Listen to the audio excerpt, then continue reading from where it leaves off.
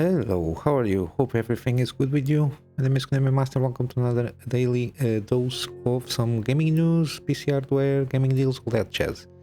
Today we got some interesting things. And as always, if you like, just like and subscribe, support, all that jazz. So let's get directly into that. I've been watching some news sites. We got Elden Ring Dark Moon. It's like a mod. It's a overall gameplay mod, which supposedly adds the 11 new classes, new vendors, weapons, armor, and more. I said previously that I didn't play Elden Ring and I don't know basically anything from the game. So I don't want to get spoiled in the meantime, but I read the article and I didn't get spoiled. There is this Elden Ring Dark Moon. It's based on another mod.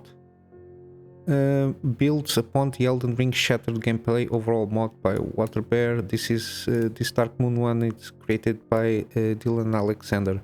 So if you're interested in some mods for Elden Ring, I usually like to play games with mods after I play the vanilla version, or at least if there will be like with the DLCs, all the extra things, and then I usually play with mods when applicable.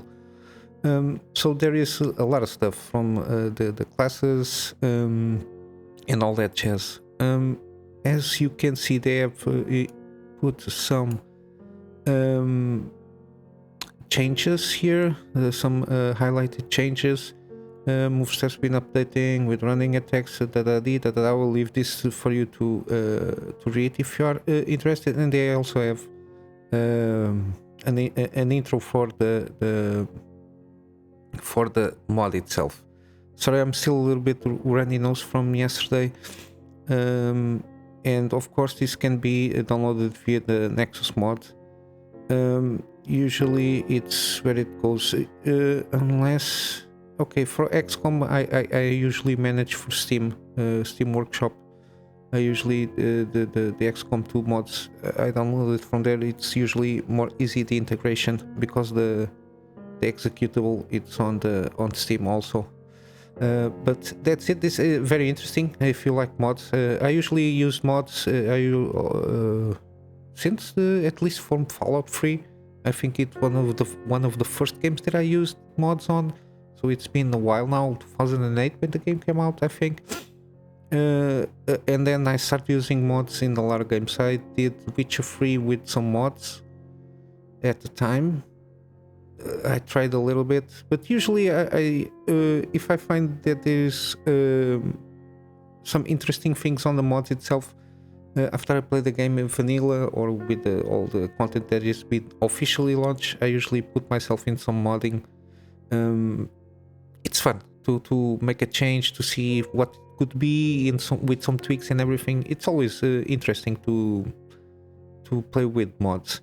Now I'm going to just switch up to hardware. The Ryzen CPUs, they are still, from what I gather, they are still with a reduced price. They just did like a package revamp or something like that. I don't know if it is to continue the thing of putting the CPUs on sale. I can assume from all this information that this will maintain throughout the holidays until Christmas, almost for sure, because from what I've been doing my math, and I'm not a mathematician, but the platform cost for upgrading this for the AM5 platform, usually the biggest hurdle is the motherboards and the DDR5 RAM, which is extremely expensive compared with the previous platform AM4. You have, especially with the stock stuff, a lot of things don't have in stock cheap things, and the cheapest one usually are not the best for what you want to do with the platform itself, especially if it's gaming or even productivity.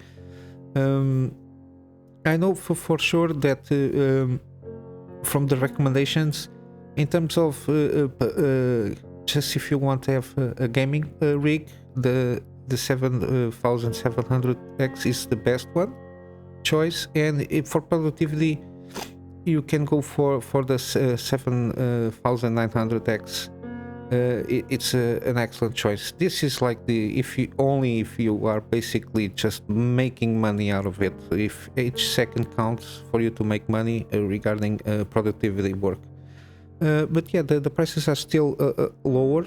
I think it's because they are now launching the GPUs also, so try to maintain the platform cost as low as they can without losing money. That's my take on it, I think.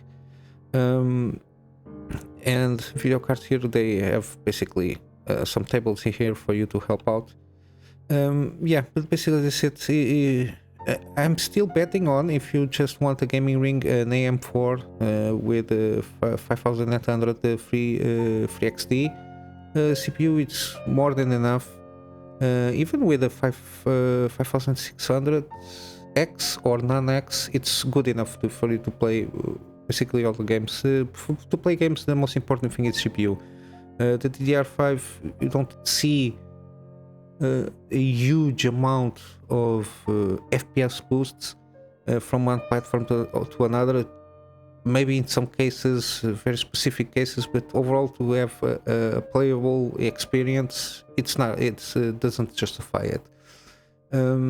Yeah, but overall that's it. Meantime, today is the 2nd, if not mistaken. Yeah, we are still on the 2nd December. Callisto Protocol came out. There are some reviews out, but still I found it interesting. I saw this one. The high-end PC requirements, for ultra settings, you're going to need a big GPU, and I'm not sure. This is from yesterday, the article, because they had, just take it here, the minimum. I think I covered this one, the minimum and recommended one, and at the time, if not mistaken, I assume this hardware is for 1080p 60 frames per second. Because I know that from the information that the game is going to force your hardware to work for it. Yeah, didn't mention what target for each these specs. But I assume now this can be I don't know, 4K, because 380 is a decent GPU to play 4K, but still the CPU requirements are very high, at least for Intel. They are usually higher than usual for 4K, because usually 4K you are bound to more the GPU than the CPU. I'm not sure if I saw the information regarding the engine, if it is Unreal Engine. I'm not sure regarding the Callisto Protocol, but yeah, if you want to play this maxed out, at least I assume, okay, let's say 4040p for 60 FPS, maybe 4K. But for 60 FPS, I think 4K, these GPUs are good enough. And I assume this is trying to aim 4040p. Maybe you can play on max 4040p with 60 frames. Not sure, but at least we get an idea how this maxed and ultra settings, the recommended hardware that you need. And also regarding this game's reviews, I follow a lot of Extra Life because I usually don't like to take the word of like big sites like IGN, GameSpot. I usually consult, see what they have, but I usually don't like, because with the media stuff, how it is usually, I don't trust too much of what they have to say regarding reviews. Let's put it this way. I like more independent content creators. Facts Alive has done a really awesome job throughout the years. I've been following them, especially with the wiki stuff. they have on the site, and they do a lot of reviews, game guides. As you can see, there is also for the Midnight Suns, they have some build guides. I have a link on the description on the site for this one, where we have everything compiled there. And they made the review for Callisto Protocol. At least from what he said, the guy, it's as the title said, exactly what you expected. I think it's like 12-15 hours game. It's very hard, it's not an easy game to play, but there are some nitpicks here and there, but it seems that the game it's good.